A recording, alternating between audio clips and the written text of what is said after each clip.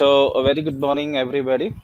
I am Dr. Ajay. I'm going to present my lecture on ECG-based heart disease diagnosis using wavelet features and the deep CNN. So, in this lecture, I will focus mainly on the arrhythmia detection and the heart rate estimation.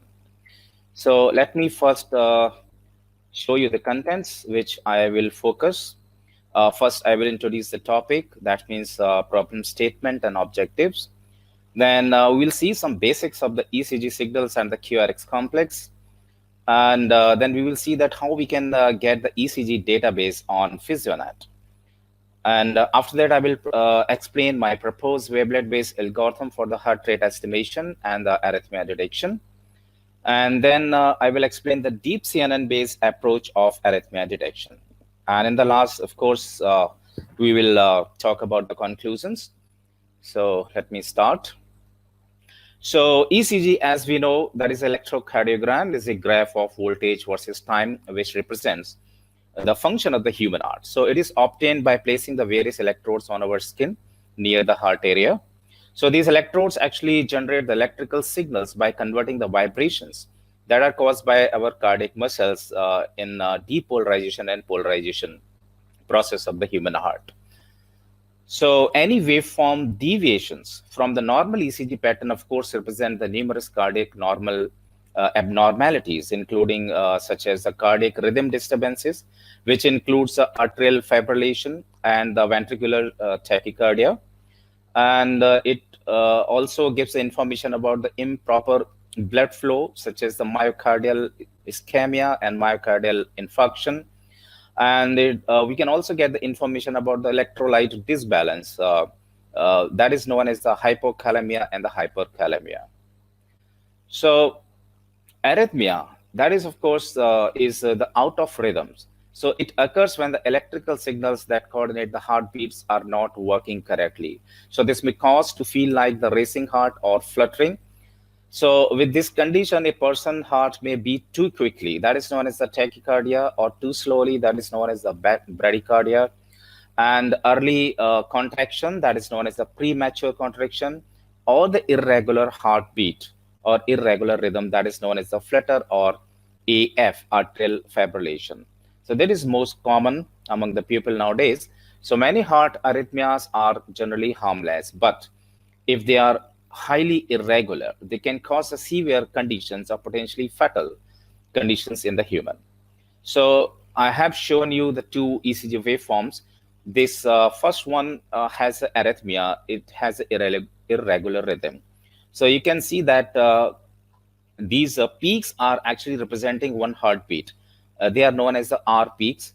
So here you can see that these intervals are not equal with each other. You can see that here heartbeat interval is small and here beat interval is large. So this is the case of the irregular rhythm, and this is the case of the ECG with a normal sinus rhythm.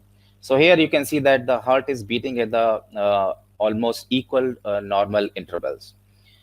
All right. So these are the cases of irregular and the regular heartbeat. So in this presentation, I will address only the problem of the arrhythmia. And the objective is to distinguish the cases of arrhythmia, especially the irregular heartbeat cases. So for that, we have designed a system. So our algorithm is fed with these inputs, ECG signals, and it is able to detect whether the input ECG signal has arrhythmia or not. So my output is the answer that will be given by this algorithm, and it will explain us that whether the input ECG is normal or irregular. So this is achieved actually by the two methods. One is the simple method, which is not using any artificial intelligence. It's a simple method which is based on some computation. Second method is based on the artificial intelligence that will utilize the power of the deep convolutional neural network. So I will explain these two methods in this lecture one by one. So let's start with the first method. But before going that, let's have some basics of the ECG signal so we can understand better. So let's see what is the QRS complex. So in a typical ECG wave, as I said, this peak is known as the R peak. So, and this has this one major deflection and these two deflections below the baseline. So they are represented by the Q and S. So actually the QRS complex is the combination of these three deflections, Q, R, and S. In a typical ECG waveforms, it actually corresponds to the depolarization of the right and left ventricles of the human heart and the contraction of the large ventricle muscles. So the amplitude of the normal QRS is 5 to 30 mm on the standard ECG chart, and the duration is about 0.06 to 0.12 seconds. The width and the amplitude and the shape of the QRS complex is actually very useful in diagnosing various heart abnormalities. So by observing this, the shape of the QRS, we can have the ideas of various heart diseases. So we have the different shapes of the QRS which are available in the different people like this as shown in the figure. It is not necessarily always in a standard QRS form as I have just shown. It can have the different shapes like this. So actually these different shapes represent the different diseases or abnormalities. So sometimes we get this type of ECG, R peaks, which are tall in the amplitude. So these are actually because of the hypertrophy of one or both ventricles. And it means actually your body is generating the large voltage for the heartbeat initiation. And if the person is carrying some pacemaker, it may be because of the pacemaker is generating the large voltage. Okay. And sometimes we get the small amplitude QRS waves like this in ECG signals. So these are the low voltage waveform, obviously, and they may be because of the in the obese patients, or maybe the case of the hypothyroid and the pleural effusion in the lungs. Okay, there may be some cases. So now important thing is the ECG database. Actually, if you want to work on the ECG signal, definitely you should have the standard ECG signals. So how to get these ECG signals? So ECG signals, test signals are available on the PhysioNet. So this is the website which is mainly dedicated to the ECG signals, that is a PhysioNet.org. So if you go to the website, you will have the various databases. On this link you can find PhysioNet.org about and databases.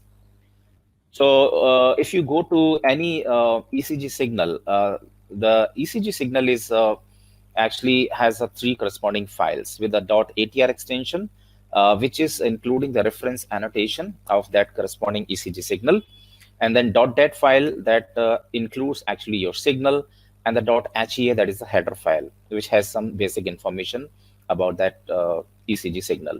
So these actually files are not compatible with some software such as MATLAB. So for example, the system I have designed in the MATLAB. So MATLAB is not compatible with these files, so I am not able to read this file. So what I have to do? So for that, I have to download a MATLAB toolbox, which is also available on this link. But using this toolbox is again complex. Okay, it is not so easy for the all people. So there is another way to get the MATLAB compatible files from the PhysioNet, and that is the ECG database, which is available on the PhysioNet ATM. So from PhysioNet ATM, you can find the .mat extension files, which are MATLAB compatible. So you can directly read these ECG signals in the MATLAB, and you can plot them, and you can do any exercise on them. So this is the link of PhysioNet ATM. So when you click this link, you will get this type of interface, right? So in this type of interface, you can see that this is the input, and here you can select your database of choice. So when you click this drop-down list, you will have a list of various databases, ECG databases. So you can select any database of your choice. For example, let's say ECG ID database I select. And in these database from record, you can choose any ECG wave, any record, right? And each ECG record can have the different ECG waves. Okay, it can have 12 waves, 3 waves, 2 waves, like that. So you can select any one wave or all waves, and you can select the length of the waveform, like 10 second, 1 minute, 1 hour, 12 hours, or up to the end. You can select the time format, you can select the data format, and in the toolbox, if you select this drop down menu, you can see that plot waveform is selected. So if you select this plot waveform, you will have the plot of that corresponding ECG waveform here. So you can visualize the ECG waveform. And now if you want to download this waveform in the MATLAB compatible format, just click this again and select export to the .mat extension. So select this option and just scroll down. And here you can see that your ECG signal is available in the .mat extension. So you can see that record one am.mat, right? So when you save this save link as, your ECG signal will be saved in the local directory or in whatever directory you want to save it. So this is how you can store your any ECG signal from PhysioNet ATM. So it is quite easy. Okay. So now let's start with my proposed scheme. So this is without any deep CNN. It's a simple scheme that is based on the wavelet features. So this method actually utilizes the undecimated discrete wavelet transform. And I have used a Simlet 4 wavelet for the decomposition.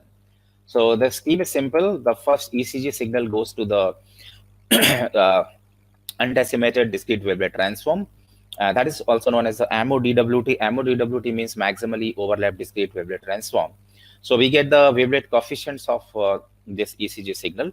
From those wavelet coefficients, we apply some filtering, such as band pass filtering, and getting some information. So after getting those information, I can predict whether the input ECG signal has arrhythmia, irregular heartbeat, or it's a normal ECG signal.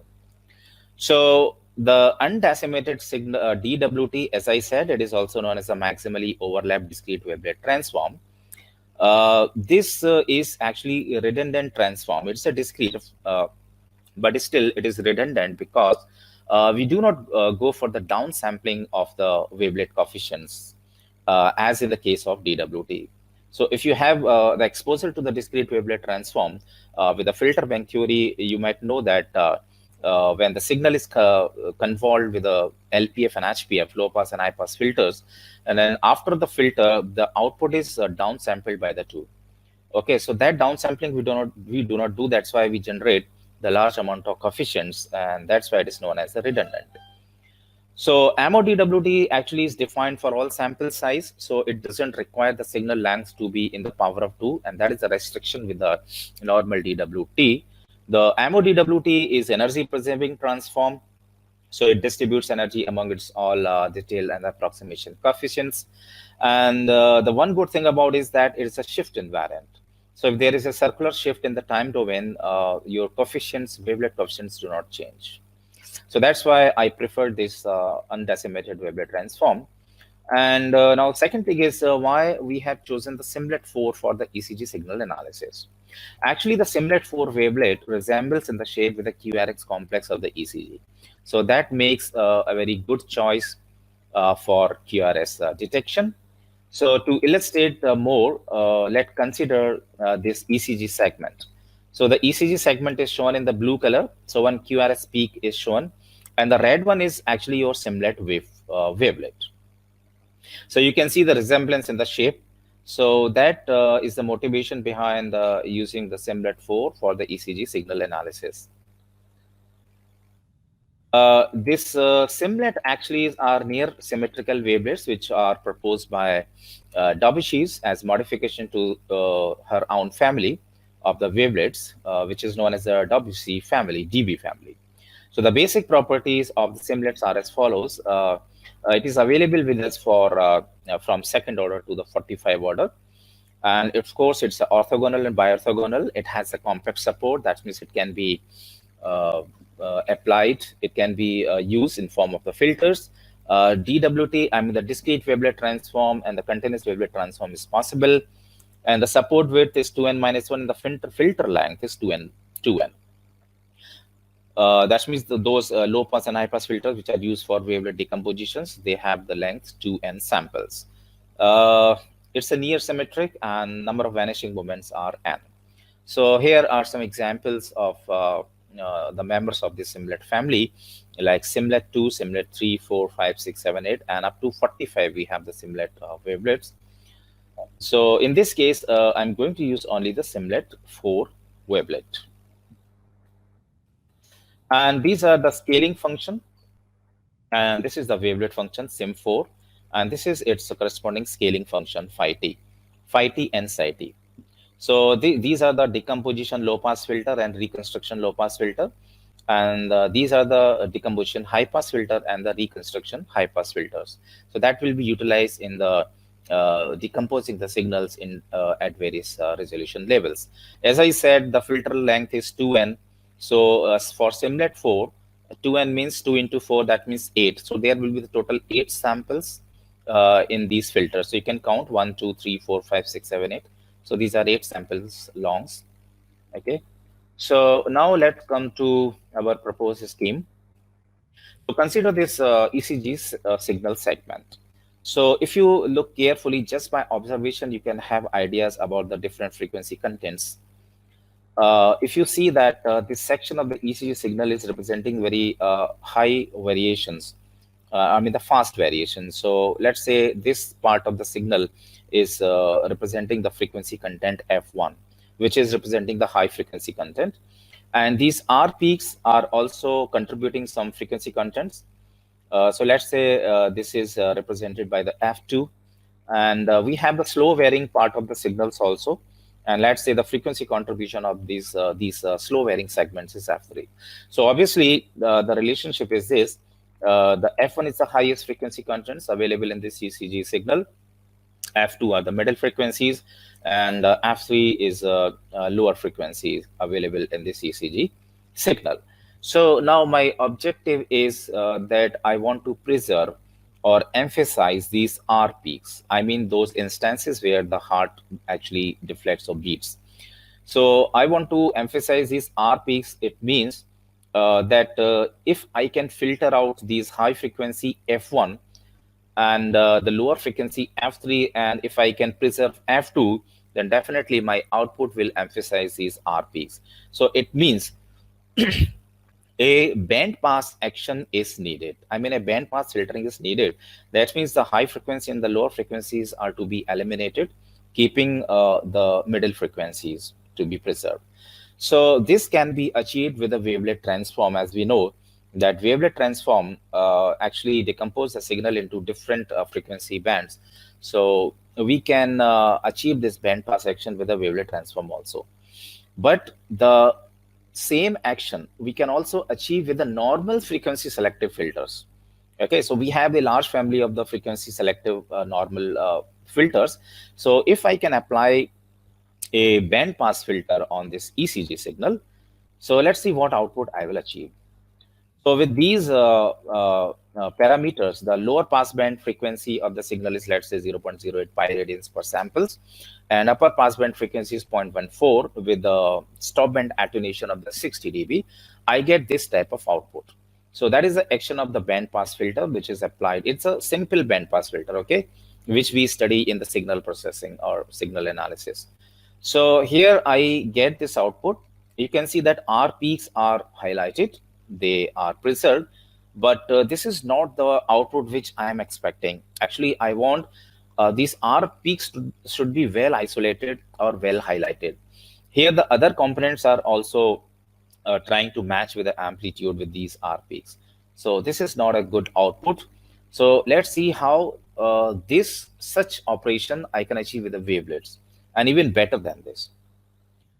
So this band pass filtering can be achieved by the eliminating the wavelet coefficients of some lower scales, I'm in the high frequency, and the higher scales, I'm in the low frequency of ECG signals. So for this purpose, as I already said, that we are going to use the undecimated wavelet transform. So up to the 4-level decomposition of an ECG signal with the simlet 4 are shown in the figure. So the first one is which is represented by the S. It is your ECG signal. which has all high frequency, low frequency, and middle frequency components. And these are its coefficients, wavelet coefficients. Okay, so D1 is actually representing the detailed coefficients at the level 1. D2 is representing the detailed coefficients at level 2. Similarly, D3 at level 3, D4 at level 4, and A4. A4 is actually representing the approximation coefficients at the level 4. So you can see from this figure that coefficient A4 is, of course, is a slow varying signal. So it is representing the low frequency. And similarly, you can see that D1 and D2, which are representing very fast changing signal. That means they are representing the high frequency content in the ECG signal, right? So if I can remove this A4 and D1 and D2, that means I am removing the low frequency contents as well as the high frequency contents. So that is, this action is similar to the band pass action, right? So only the D3 and D4 are preserved. So with D3 and D4, if I take the inverse transform where D1, D2, and A4 are simply neglected or zeroed out, only the D3 and D4, we can take the inverse transform, and let's see what type of output we will achieve only with the D3 and D4. And this is the output which we achieve from D3 and D4. So this is a very interesting output, and this is of type which really I wanted to have, where you can see that our peaks are well highlighted. They are very large, and other frequency components are suppressed significantly. So these R peaks are extracted from the ECG signals. Okay, now from with help of some standard peak detection algorithm, I can simply find all these peaks, I mean the amplitude of these R peaks in the ECG signals. And I can also find the time instances at which these R peaks are located. Okay, so by simply counting these R peaks in a particular time frame, I can simply find the heart rate. Okay, so once the heart rate is found, you can show that the heart rate of the patient is high, I mean beyond the limits, or it is under the limits. It's a normal, either it is racing heart or it is a normal. But at this moment, you can't estimate whether the input ECG has an irregular heartbeat. Okay, you can find the heart rate at this moment. You cannot predict about the irregularity. So that we will see in the next section, that how we can find the irregular heartbeat. So this is the method which is based on the discrete wavelet transform, that how we can estimate the irregularity or irregular heartbeat. So on the basis of the RR interval, the irregular heartbeat, I mean arrhythmia, can be detected. So consider this ECG signal which has the arrhythmia. Why it has arrhythmia? Because you can see the intervals of these RR intervals means the distance, I mean the time between these R peaks, any two R peaks. So that is the RR interval, right? So you can see that this time interval is large and this time interval is very small. So these time intervals are not equal with each other, almost equal with each other. They are varying. So that's why it is showing the case of the arrhythmia. So let me show you that how we can find this problem of heartbeat, irregular heartbeat. So what I'm going to do, I'm in this signal for a particular time frame or particular time segment. All the R peak locations are calculated. I mean, I will calculate all time instances at which these peaks are located. So like the first peak is located at the RR1, second is located at RR2 and RR3. So now how to find the RR interval? Simply by subtracting RR2 minus RR1. So the first time interval, RR interval, is a D1. So D1 is calculated simply by subtracting RR2 minus RR1.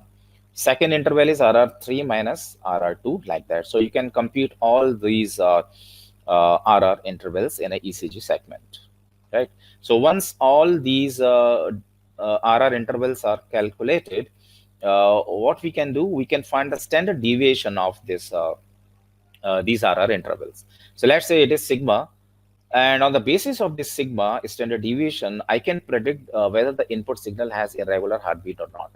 So by following these rules. So what we are going to do, we will say that if this standard deviation is greater than the threshold, then the ECG signal is assumed to be irregular. Otherwise, it is a normal. What is this threshold actually? This threshold is a parameter which is found empirically. So what I have done, I have given various ECG test signals to the algorithm, and I found that the threshold value around 0.1 is value which can be utilized to predict whether the signal ECG signal has an irregularity or not. Okay, so why we are finding the standard deviation? We are finding the standard deviation because the large sigma definitely is representing the more spread of those RR intervals as compared to their mean value. So that means a large value of sigma definitely is representing these intervals are not equal with each other. Okay, so they have the variations in the time. So that's why the standard deviation is utilized. And now let's see what type of test signals I have given to this. So now I will show the simulation of this program in the MATLAB. So these test signals, as I said, I have obtained from the PhysioNet.org. So the test signals are obtained from following three very popular databases which are available on PhysioNet. First one is BIH Arrhythmia. From this database, I have downloaded 1 minute duration signal, which are sampled at 360 samples per second. And second, I have downloaded from AF termination challenge, AF actually for atrial fibrillation. I mean, that is arrhythmia. So 1 minute duration, sampled at 128 samples per second, and then MIT BIH normal sinus rhythm database. So let's see what type of output I can achieve. So let me show you the simulation.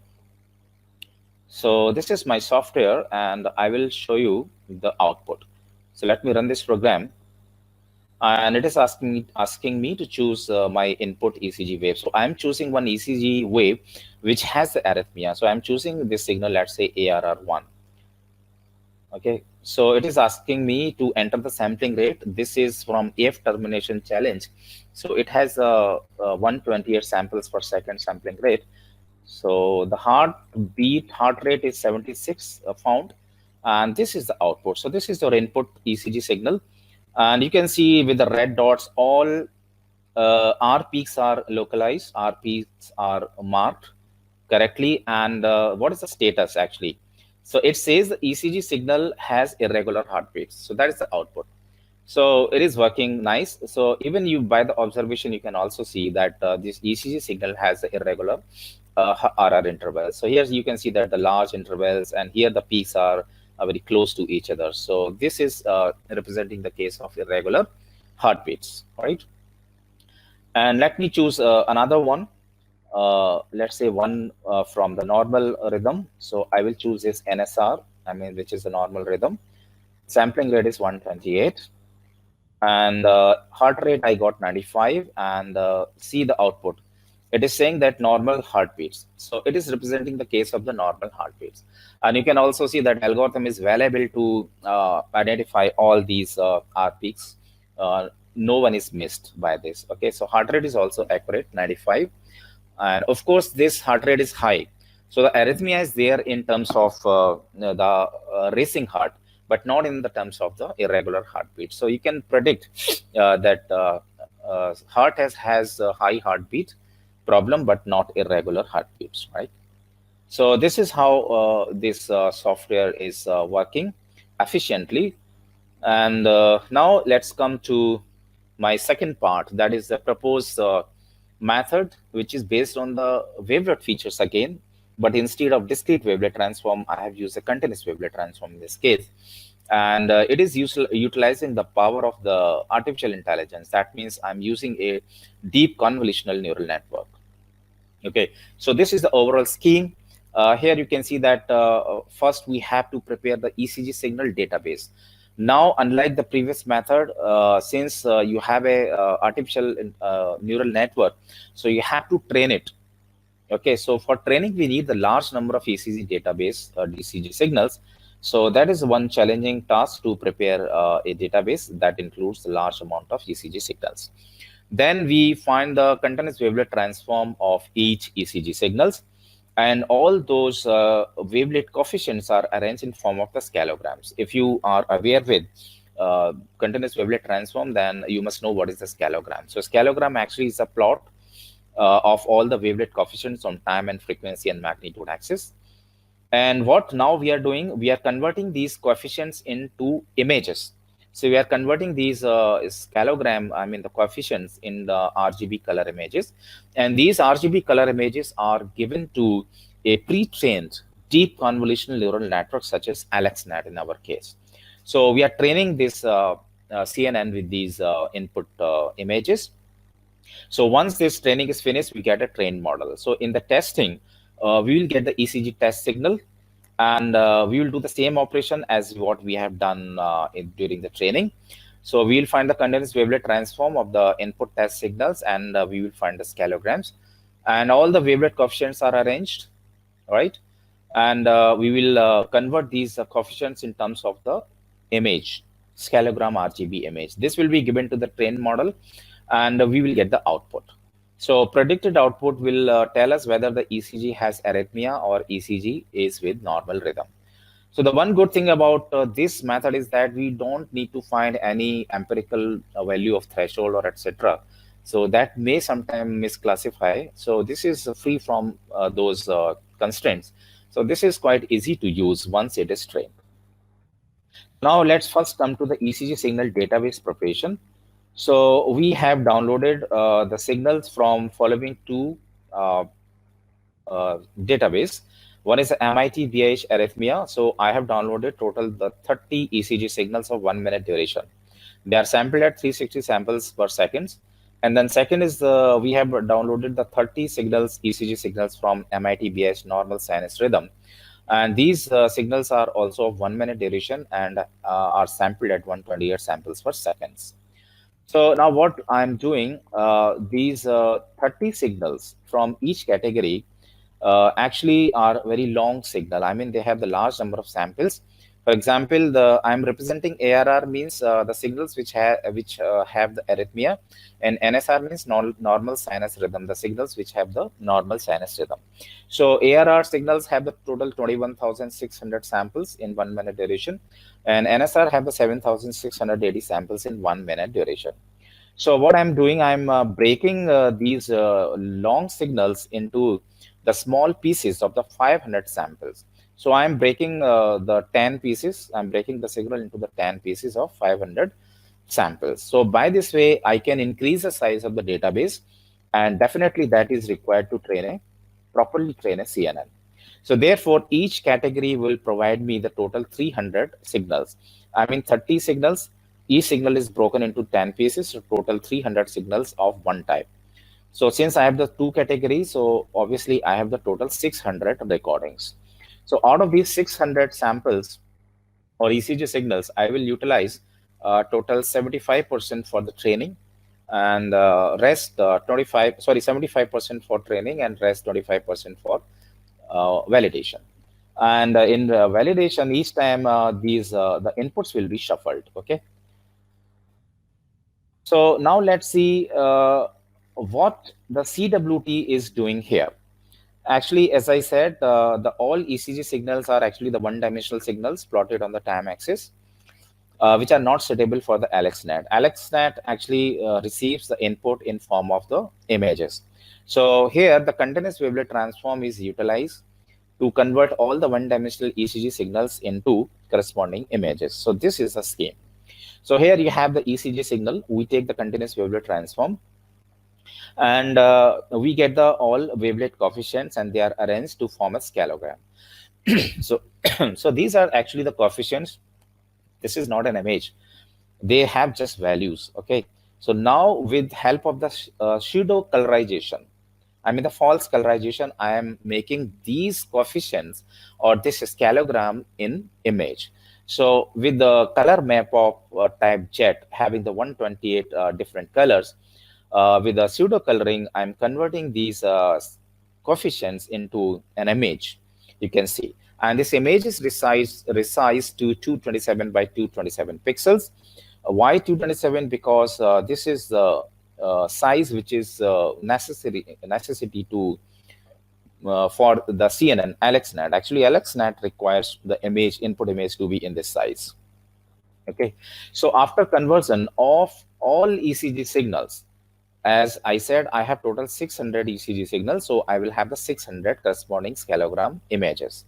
And we will save all the images in two corresponding folders named ARR and NSR. Actually, these folder names will be taken as the labels that will be used in training by the CNN. Okay, so that is the facility of the MATLAB program. The MATLAB can consider the name of the folder as the labels to all images in a particular folder, right? So now let's have more insight into the continuous wavelet transform. So the continuous wavelet transform, actually I'm taking the analytic Morlet wavelet. This is the wavelet which has the equal variance in time and frequency. And this wavelet has actually the one-sided spectrum. So one-sided spectrum is definitely they will be the complex valued in the time domain. These wavelets are actually the good choice for obtaining the time frequency spectrum, I mean the scaleogram, using the CWT of one-dimensional signals.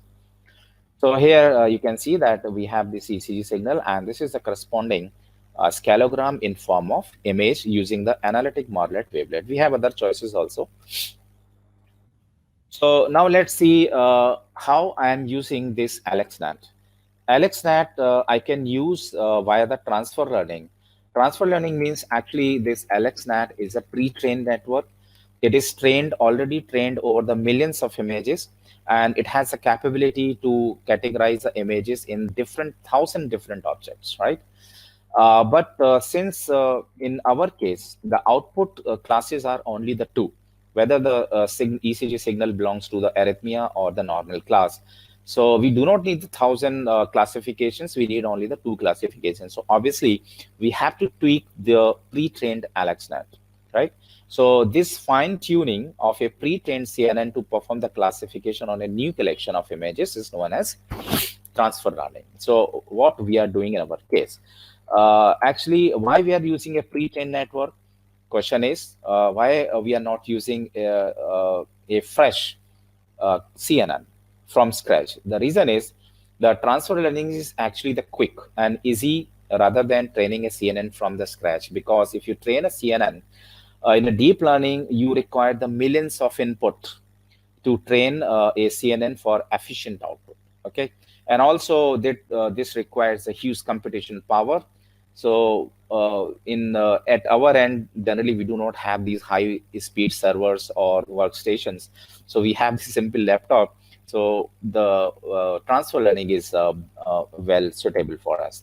So these are some steps of transfer learning. So for example, we take all the layers of pre-trained AlexNet, and we only modify the last three layers, right?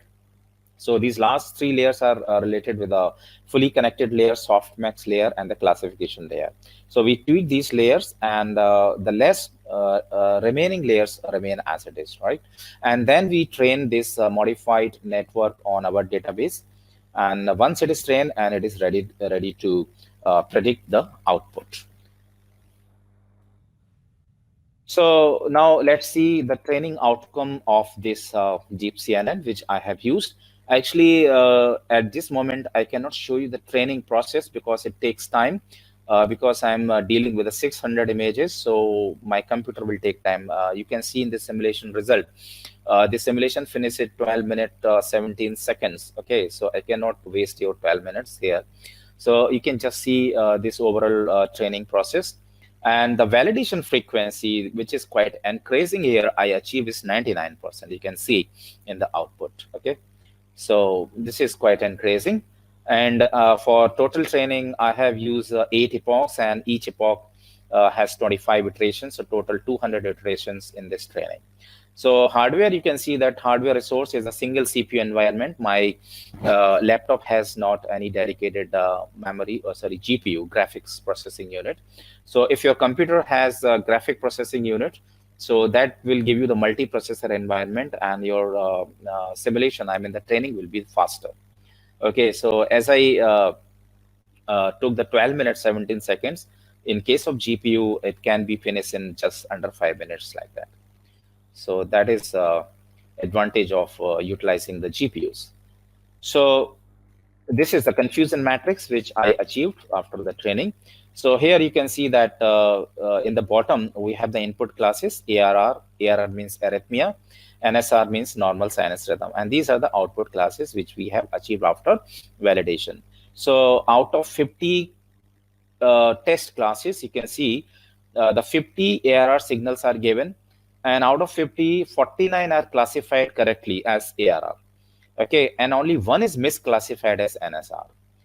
So accuracy is 98%, and in NSR case, the all 50 signals are classified as NSR, and no one is misclassified. So I'm getting the 100% accuracy. So overall is 99% accuracy. So that is quite encouraging. So actually, in this case, I have used a continuous wavelet transform. There is another approach. We can go for the wavelet packet transform also. So wavelet packet also offers a good time frequency representation of the signals. So in the previous scheme, I have used the CWT. You can go for wavelet packet transform. So this is one example where I've shown that how this one-dimensional ECG signal is represented in this two-dimensional image with the wavelet packet coefficients. Okay. So I have also tried the same method with these images, but I got the similar classification results. Okay, because I have already achieved 99, so there was very less scope for improvement. But wavelet packets also has a very good time frequency representation capability. So one can try for their projects. So now let me show you some discrete testing with this trained model. Okay, so let me jump to my software. And here the program is written for discrete testing. Discrete testing means I will take one signal at a time. I cannot show you the complete training, as I said, because of the time limitation. So I will take just one signal at a time. So this model is already trained. So let me run this program, and it will ask me to choose the ECG wave. So I am choosing one ECG wave of type, let's say, arrhythmia, ARR1. And let me tell you, these signals are totally unknown to this model. Okay, I have not included them in either training or testing or validation. No, in no phase, these signals are included in the CNN training. So these are completely unknown signals to the trained model. So let me select this ARR1, and this is the output. So here, see the title. It is saying that ECG has arrhythmia. Okay, so it is classifying correctly, and by observation, you can also see that we have the different uneven RR intervals like this. Here they are close to each other, and this interval is large. So this has the arrhythmia. So let me run once again, and I can choose another wave of normal sinus rhythm, let's say NSR1, and this is the output. And you can see the output, it is showing the normal sinus rhythm. So it is the case of the normal beats, right? So this is how this trained model is able to classify or identify the input signals, whether it has arrhythmia, I mean the irregular heartbeats or not, or it is a case of the normal sinus rhythm. And the one good thing is that here we do not need to define any empirical threshold value like that. So let's come to the conclusion. So obviously, the ECG signals are very important to diagnose the various heart diseases, as we have seen. Besides the manual inspection, of course, the computer-aided inspections can also play a very important role and very accurate also. So the computer-aided diagnosis definitely saves our time, money, and the requirement of the expertise availability.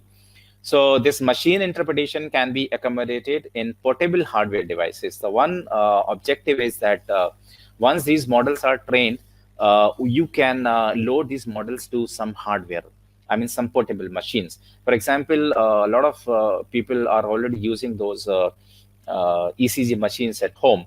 So they have the capability, few machines have the capability to tell you whether you have the regular heartbeat or abnormal heartbeat, irregular. So on their LCD screen, you get a symbol of irregular heartbeats showing the arterial fibrillation. So they have already this. Uh, so we can extend this case to the multi-class problem also. So as you have seen that wavelets have shown their significance in ECG feature extractions, and it helped the deep neural network to achieve the 99% accuracy. And the SIMNet4 also achieve its objective, and it is well suitable to analyze the ECG signals. And the analytic modelet proved to be better in the case of the CWT, continuous wavelet transforms.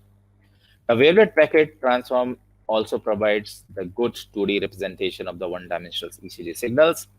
Animal method utilizing the MODWT, as I explained, it also performs well, but the problem is that it requires the optimal value of the threshold for prediction.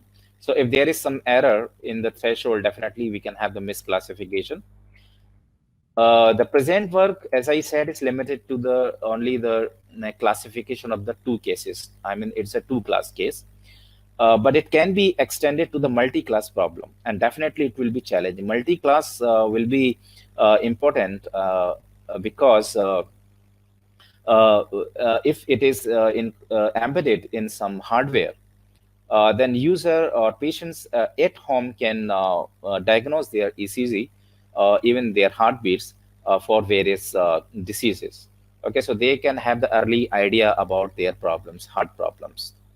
So the train network can be loaded, as I already said, in portable devices. So if you are encouraged with this presentation, I suggest the viewers that they can go for the multi-class problem and try to embed the train network in a hardware. So that can be a very good efforts in this research area. So my lecture is finished. Thank you very much. So if you have any query, you can ask me. And I also have my website, that is the exptech.info. So you can go to this website, so where you can find all such videos, very interesting videos related or dedicated to the research areas. So thank you very much. Thank you, sir. Thank you very much for sharing your deep knowledge about this heart disease diagnosis by using Wavelet and Wavelet transform technology.